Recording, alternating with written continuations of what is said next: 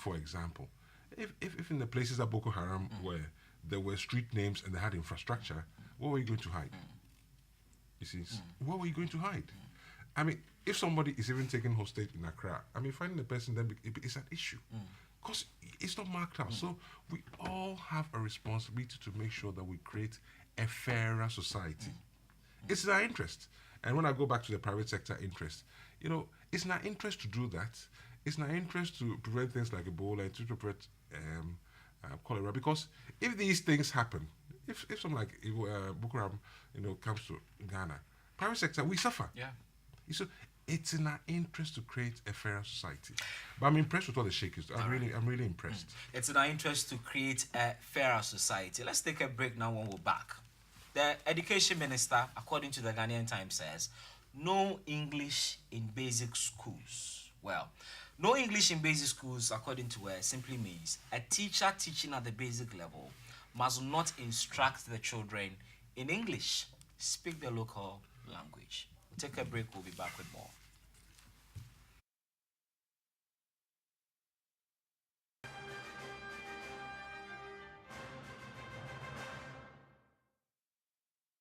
Made an inroad using the English language. They then want to use it broadly in Ghana. So that was what was said. I remember clearly then the linguistics department of the University of Ghana wrote to government saying that it was a wrong step to take. But nothing was done about it. As we stand now, that policy is there, but not being respected. That policy of teach them in the English language is still there, but it's not being respected because people are doing what they like. But let me also tell you that the authorities in this language, in English, like the Kofi Awonos, Anido Hos, the Chino Achebes, etc., had proffered long ago that, look, let us teach the kids in their local language. And they have what it takes to support. That, look, Chino Achebe, Wole Shoinka, the Awonos and Anido Hos had made it clear that once you teach the kid in the local language, they grow up to understand the English better because they are able to formulate their ideas in syntax, morphology, etc. in the language, and they build it up. And so it's easy to make transfers and referrals, etc. So how practical, for instance, will it be for a teacher to teach English in Twi? How practical would that be? Well, first of all, that's why directing and urging will not work, because there has to be a structure. No, apart from the policy, there has to be a structure where books are documented, things are documented to guide teachers and stuff. And then once they follow it, it helps. But then she didn't say up to what point, because the policy that came said that at a lower level, 1 to 3, teach them the local language, ease them gradually into the English language from 3 to 6, and then so at that level, English becomes a course, just like the tree, just like so then you ease them gradually into the English language. It is dangling as it stands now, and it is funny that we will be urged, we will be directed, rather than we pushing it at cabinet level so that we have it as a policy which will be well structured and implemented. Mr. Ken Thompson, were you taught in Twi growing up? I think the Minister of Education came to the post with a lot of experience and a good track record. And this is a very brilliant idea. I'll tell you why. You see, the headline and what you read are completely different. When there are sessions that we have as Dalex, we have about 300 people. We use a mixture of English and local language. And we even get sessions where we ask people to say it in Ewe, say it in Ga, say it in Twi, to make sure they understand. So at that basic level, really the teacher should be using a mixture of English and whatever language. Yes. It doesn't need cabinet to get involved in this, but it's common sense. You are teaching a child. I mean, I have a young child, and when I'm teaching, I use a mixture of Ga, I use a mixture of English, and I've got to balance out to work out. Yes, yes. I personally speak to my children in Ga, full stop. They respond. I'm teaching them to speak Ga. Some they respond in some English. But that's how to teach. At that level, you've got to use a mixture. It doesn't mean that you need a book in English, but you've got to make sure that what you're telling the kids, they understand. So ask them to say it in Tree. We have sessions, and these are sessions, these are adults. We go to a place, okay, say it in Ewe.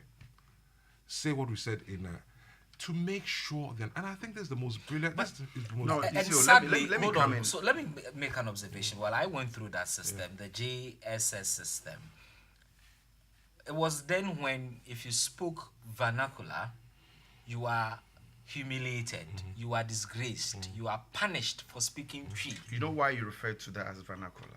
Why? It is the derogatory term for our local language. Vernacular. That's the derogatory term for our local language, and that's why we're punished for speaking it. No. I think you see, Were you beaten for speaking Ga in school? I didn't have that issue with the school I went to. Okay. I didn't have that issue at all. But you see, it's a process, and teaching is dynamic. It wasn't that long ago everybody was speaking to their children in English of some sort. It wasn't that long ago that people were speaking. They said that, okay, I'll speak to my children in English or I'll speak to my children in Ga. It's dynamic, and every time you change. Now realize that what the approach we took was wrong. It wasn't that long ago that they were saying that if you teach your child more than one language, it confuses them. It's not that long ago. And this is not Ghana. So it's dynamic. But the important thing is to communicate. And at that age, when most people come from their home speaking a certain language, you need to use a mixture of English and the local language and gradually increase the local content. Because you need to be able to tell the people something in English and say, tell it to me in Tree or Gonja. That's how to educate. And it's a brilliant idea. No, let me point out brilliant idea. something that you said, which I believe is incorrect. You said they didn't push it at the cabinet level. They needn't do that. But it's why? common sense. No, well, it's common sense, yes, but it has to be structured. If school A decides to go their own way with this kind of teaching, and school B decides to go their own way, we'll have. You're not listening to me. Ken Thompson's point, if I understand you're him, not is listening that to me. for you as the teacher, Exactly. your objective is to get the child to understand what you're teaching. So in the process of teaching, if you realize that the kids are not getting what you're saying, how about approaching them in the language they understand? That for him should be something the teacher must be able to create at your level. Let me tell you why that cannot be implemented. I mean, this is a cosmopolitan and a metropolitan area in Accra. What is the popular language? Perhaps Ga. No, let me finish, please. You see, if you decide to go the Ga way because you think we're in Accra, there might be other children in there who don't understand. I had castigated a lecturer in my school for handling 3/4 of his lecture in Tree. Because there are Nigerians in there, there are people of other, who do not understand it. That's at the higher level, you mean? Exactly. And now coming to the lower level, if you do that and I don't understand Ga or I don't understand Chi, what happens? But once it is a policy and you are doing it, everybody is urged to be a part of it and you must follow it. Okay. But it has to be well structured. The other practical challenge I am seeing in the well structuring of this language policies, then it means that when you are posting a teacher to a community, you must get a teacher that speaks that language. Exactly. You might as well also want to get a teacher who speaks different languages because you have children coming from different backgrounds. How practical will be structuring this language policy? We are over-processing the information. Every teacher, and we do it practically. Even last week we did it. Every teacher has some idea the sort of languages people speak in their class. Every teacher. And we're over-processing it. If you're teaching and you realize that some of the kids don't understand, say it to me in Tree. Or teach it in Tree. Or get somebody one of the kids to explain in Gonja or Ewe. Let's not over-process the information. That is how we have sessions. And it's something we do all the time. I mean, if we go to Kumasi, we speak Tree. We speak a mixture of Tree and English because we have to communicate. If we go to Volta region... But you may also be cutting out a lot of people in Kumasi who no. speak Ewe. No. Exactly. So we get people in the group to say it in Ewe. And I don't speak any Ewe. I will say, do you understand? Ask the other person, do you understand? We have somebody says, what other language do you speak? Ga. Say it in Ga. we make sure we go through all the major languages. So if you it's have common sense. 55 But maybe- languages, how do you carry all maybe- There's no way you're going to have Maybe what I'm the saying is- difficulty No, we no, have no, as no, a no, nation is that You're overprocessing it. of all the local languages, there was this debate as to what to make our official local language. Is it Twi? Is it Ga? Which language? Which local language is spoken nationally language, most? And probably it will be difficult to implement a language policy at the basic level because of the different languages we all speak. Isn't going to be an odious task for a teacher to do. You're teaching and you want to tell one of the Kids pupils to to explain to the other child. What if the interpretation is wrong? How would you know? Because you don't speak that person's language. We are overprocessing the information. Trust me, we do it all the time and it works. And So, for instance, as Ghanaians, you see pineapple on the board. You say pineapple. You haven't drawn it, but you've written pineapple, and that child doesn't know what pineapple is. When him say abrobe, and say the teacher doesn't even know the tree word for pineapple. He has to call a tree boy in the class to say, explain to this little child that this is. You see, abrobe I'm talking about. first, there's the reality. Most Ghanaians speak a certain language or understand one or two languages. Okay. Secondly, let's not focus on the exceptions, and let's focus on the things that will be common to most people. In most classes, you get most people speaking one or two languages. There'll be 2 or 3 people that don't understand both languages. But trust me, we use it all the time. And I don't speak Ewe. I don't even understand Ewe. But we make presentations in English. We make presentations. And you have translations. Yeah, not translations, but there are certain, you see, you want to, we get people to talk about the key message. What are the elements that we are trying to communicate? And we have said it in English, but I want to make sure that they understand it. So how do you say it in Ewe? How do you say it in Gadi? It happens all the time. If you go to a school... What for you, what would be the best approach is not to probably put in place a formal policy? So what do we do? Let's appeal to the conscience of teachers to I think this is a start. I think probably some policy may come out of, but it's not a policy issue. As a teacher, you want to communicate. How are you going to communicate? You're speaking to your people, they don't understand, you're communicating. No. I remember attending a PTA meeting in my child's school, and some parents had issues with how some of the teachers in the school dress, because it has the potential of influencing the children to dress in a certain way. And the response the head teacher gave is that, look, these are children who are learning to speak, and sometimes you need to dress this way because there are certain things you need to demonstrate. Sometimes you have to lie on the floor and roll for the child to understand what you are trying to communicate. So it boils down to communication, and how best can you communicate that concept or idea to that child. That, for Mr. Thompson, is for the teacher to be able to deduce, knowing the abilities of the children in their class. That's beautiful. Look, if you listen to me clearly, what I'm saying is that this particular thing is long overdue. She said it perfectly. But what I'm saying is that for us not to hold any teacher as falling foul of the law, let us program it properly. It should be a policy. It should be well structured, so that when my child comes to tell me that the teacher speaks a certain language that he doesn't understand, I will not get offended. I'll encourage him to learn that language, because it is what is supposed to be taught in Accra or the Chi land or wherever.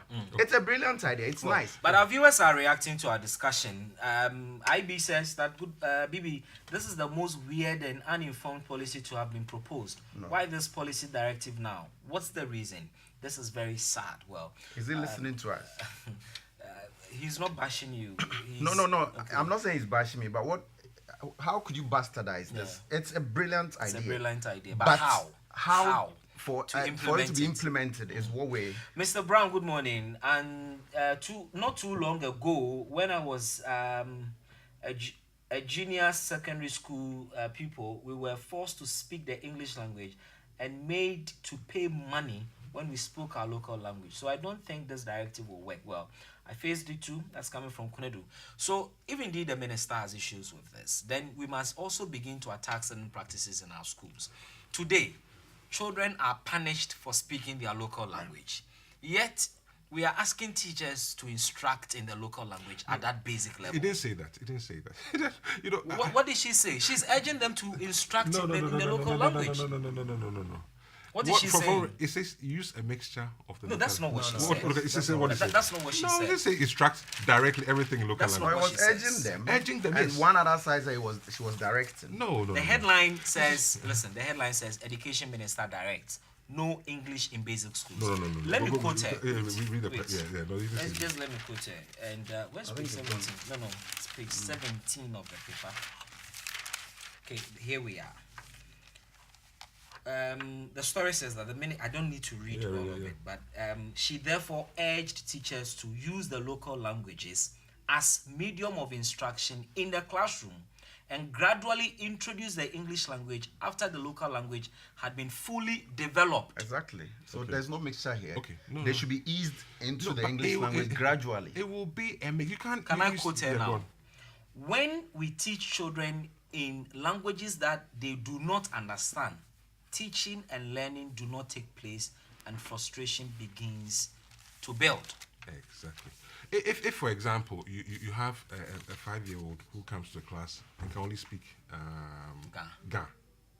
I mean, suddenly it's going to be very difficult to start from Ga and move to English. You have to mix it. You can't go straight to English. It doesn't work. That is your analysis Yeah, of it. yeah. That's your understanding of Yeah. it. But that's not exactly what she communicated. No. Maybe in trying to expand the comment she made, in there is a mixture that may work. But as it is now, come to think of it, so from what stage to what stage can You see? can the local language be phased out and gradually the child You introduced to see, English?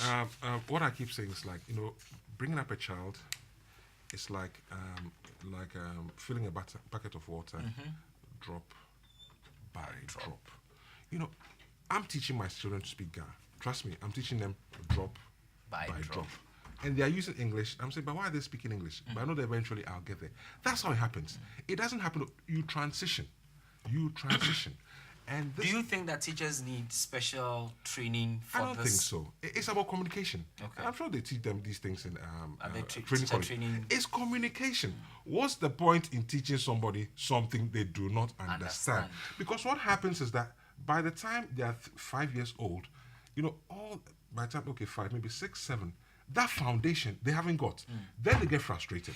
I probably am weak in mathematics today because Exactly. of how it was taught. Exactly. I had difficulties as a child growing up Exactly. to understand 5 minus say 6. Exactly. But when I come home and they teach me and they say tifrim, Thank you. I just get it. Thank you. But the minus Thank sounds you. too big a word for me at That that is it. age. That is But it. when I come home with homework and my uncle is teaching me and says tifrimu, then I say, so this is what she meant by that is minus. what it's about. Well, so a mixture probably will do for us. No, a mixture is a natural thing. It comes in. Maybe when you are telling somebody, go and take this from me, and the person does it, you try to put in other ways for the person to catch it. If you look at the language acquisition methods of teaching and practice, the idea is that although you've been directed to use English, you also use your own, means of acquiring a certain objective. The fact is that up to age 5, all children up to age 5 of normal growth